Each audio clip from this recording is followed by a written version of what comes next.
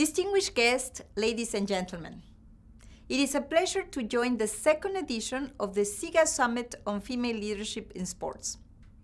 At a time when governments and civil society reflect on the post-COVID world, discussions on the positive contributions of sports to really make up from what the crisis brought is critical. The COVID-19 pandemic has drastically disrupted our societies and deepened social inequalities. It has reduced physical activity, it has brought social isolation, and of course it has brought economic hardships that has increased at levels that are too high and put a lot of stress, anxiety, and depression in our populations. Girls and women have disproportionately shouldered the negative impacts of cutbacks, lockdowns, and social tensions.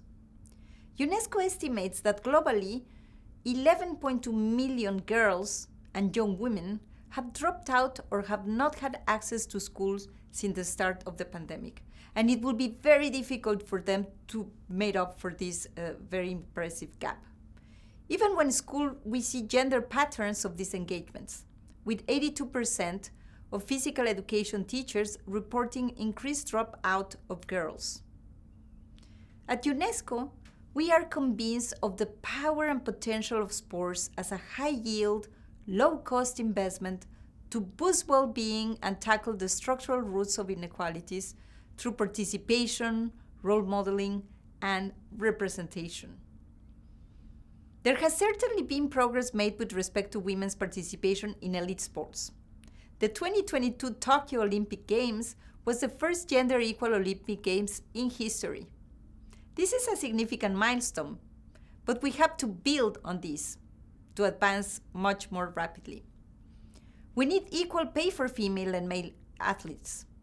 We need to advocate for gender parity behind the scenes and in terms of media coverage. Women only occupy 30% of board leadership positions in sports world and receive only 4% of all sports media coverage. UNESCO new sports-based initiative Fit for Life aims to work closely with leading expert activists and institutions to end up these biases. And we want to invite you to join us. Providing a joined-up framework for action, Fit for Life would tackle inequalities through targeted data collection, the development of analytical framework for action, and delivery of empowerment and equality trainings. We'll also be building a strategic advocacy with stakeholder groups at international, regional, and national levels. We want to create the conditions for equity on and off the pitch. This means dual-level change, tackling systems and behavioral biases. Through Fit for Life, UNESCO and partners will drive the development of inclusive sport policy frameworks to increase participation of girls and women in grassroots sports, as well as the number of female coaches and educators delivering activities. A core partner of this work is the newly established Global Observatory for Women's Sports, Physical Education, and Physical Activities, hosted in the Olympic capital, Lausanne, in Switzerland. The Global Observatory is a direct outcome of the Kazan Action Plan adopted in 2017 by the UNESCO 6th International Conference of Sports Ministers, we call it the MINEPS 6, and aims to overcome global and systemic inequalities to achieve gender equality and empowerment of girls and women in all the diversity in and through sports.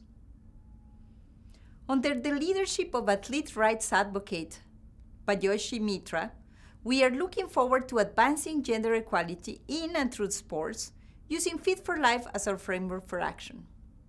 Indeed, UNESCO is organizing a session in the forthcoming Commission of the Status of Women on this very subject in partnership with the Global Observatory and UN Women. I invite you to join us for this discussion and the continuum of action we will follow, including in the 7th edition of MINEPS, to be held on the 8th and 12th of June 2022 in Baku, Azerbaijan.